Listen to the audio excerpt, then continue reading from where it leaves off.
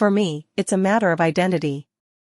I know I'm Zach Cunningham, 16 years old, 5 feet 11 inches, 145 pounds. I live on a farm on the outskirts of a small town, and I'm a brother to 5 younger siblings. Beyond that, though? It's like I have no core, no real self, that I'm just going through the motions of day-to-day existence. As long as I keep my mind on my work, I don't have to ask or wonder, who am I? The other question that terrifies me is, when's the next round with father? Son? It's time. Meet me in the barn. Already? My heart leaped into my throat. We both knew the unfinished part of that command was for another discipline session. What had I done wrong? Frantically, I tried to remember any misdeeds over the past week. Neglecting my chores? Nah. I'd done them all and done them well. Slow progress in my homeschooling? Also no. How could I be behind in my studies if all I was allowed to study were the 3 Rs? Picking on my 5 younger siblings? As much as I liked to tease them, I tried to protect them from father's wrath. Maybe that was it. I stood up from my desk, fit for a kid, and prepared myself. There could be no hesitation, no dragging my feet, as I left the house and went outside. Birds chirped, delighted at the unusually warm April air, unaware of what would soon transpire. I learned that word a couple of weeks ago through reading the dictionary. One of my few allowed hobbies. Another one was browsing Mother's ancient set of encyclopedias, but I'm getting ahead of myself. Father was waiting. When I entered the barn, he surprised me by making no move to take off his belt. In fact, he looked like he was holding something behind his back. Hello, Isaac. When he called me that instead of Zach or son, I knew something serious was up. Sir? Recite for me, if you would, 1 Corinthians 13 verse 11. I knew that verse well. Father quoted it whenever he wanted to push me. When I was a child, I spake as a child, I understood as a child, I thought as a child, but when I became a man, I put away childish things. Very good. Bring the lamb. Another bolt of fear ripped through me, strong enough to make me shudder. Yes, but not to fail. Back up a step. I didn't. You have me raise this lamb, love him like my own child, and now, why? So you will become a man and learn to bear the weight of innocent life on your shoulders. As if to emphasize the point, Aries bleated and nudged my hand again. You know what? No. What did you just say to me? No. No. I'm not going to kill the gift you gave me for some bullshit reason. Yes, I said bullshit. He's my best friend in the whole world, and Aries, I swallowed hard. Aries deserves to live. You named him after blasphemy? I ought to punish you like a child, but you're 16 years old. I believe we've gone beyond that point. Recall Exodus 22. Unlike Exodus 12 verse 5, the whole story in 22 had been seared into my brain, and not only as a consequence for misbehavior. It was a reminder of my namesake, the near death of Isaac. Yes. The Lord called upon Abraham to give his only son as a burnt offering. Isaac was scared and confused, wondering where the sacrifice was. Abraham said, God will provide himself a lamb. So it's either Aries or me? Are you fucking crazy? Was Abraham mad? I dare say not. He was the most faithful man God ever put on this earth. He was ready, willing, and able to do what the Lord wanted him to do. So am I. Sponsored content. Second.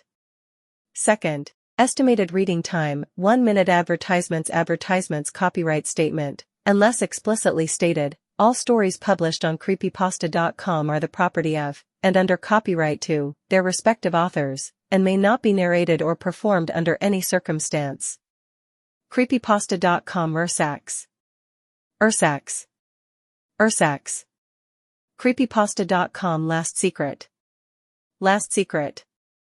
Estimated reading time, 1 minute. Advertisements copyright statement, unless explicitly stated, all stories published on creepypasta.com are the property of, and under copyright to, their respective authors, and may not be narrated or performed under any circumstance. Creepypasta.com. I don't believe you. I won't. If you do not do as I say, the darkness that surrounds us will swallow you whole.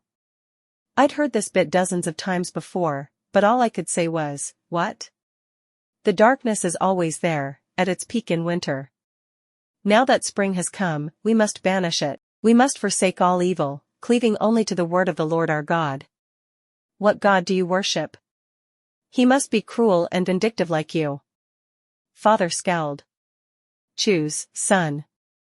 What will you give up to prove your faith, that lamb or yourself? Neither.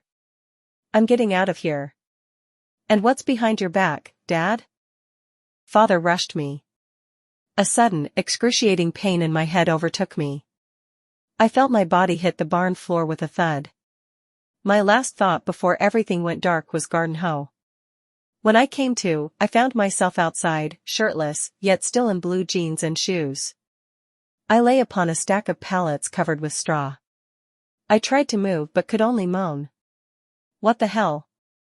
Everything became clear once I wiped my watery eyes and saw what Father was carrying, a large coil of rope in one hand and a can of gasoline in the other.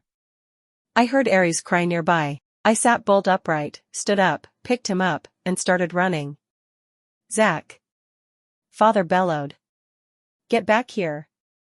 I know what you're thinking, I should have left Aries behind to save my skin. However, when push comes to shove and your best pal is in as much danger as you take him along for the ride, however short it may be. Our only hope was to head for the woods on the border of our farm. Father and Mother always said the darkness was at its most powerful there, so we should never venture too far in, and never after sunset. However, I'd hunted rabbits, squirrels, and the occasional deer, which required me to go deep and stay long. The only darkness I'd encountered was natural nightfall, and I wasn't scared as I made my way back home. Now, carrying a lamb in my arms and depending on my own 2 feet to save my life, I was terrified. My breath came in short, ragged gasps as I sprinted through the forest, now threatening and alien. My feet kept slipping on the damp leaves from last fall. Budding trees blurred past me, sunlight barely piercing the canopy. Behind me, heavy footsteps crashed through the underbrush. Father was taking his time. I'd run out of time. I risked a glance over my shoulder. A dark figure, slow but relentless, was closing in. Panic surged through me. I veered off the narrow path I'd taken many times before, darting between thick tree trunks, my fingers grazing rough bark for balance. Thorns clawed at my bare arms, but I couldn't slow down. A root jutted out from the earth. Too late, my foot caught. I hit the ground hard, pain jolting up my wrists. Aries bleated loudly and wriggled underneath me. The footsteps thundered closer. Desperate, I scrambled up, grabbed Aries, and bolted again. My lungs burned, and my torso and arms were slick with sweat. Ahead, a fallen log blocked the way. I lunged, vaulting over it just as a strong hand swiped at my back, barely missing. A growl of frustration echoed behind me. My heart pounded. A break in the trees, a chance. I dashed toward it, pushing past low branches until I stumbled into an unfamiliar clearing. There was no way out. Isaac! Father cried, his legs propelling him hard and fast. Give me that lamb. No.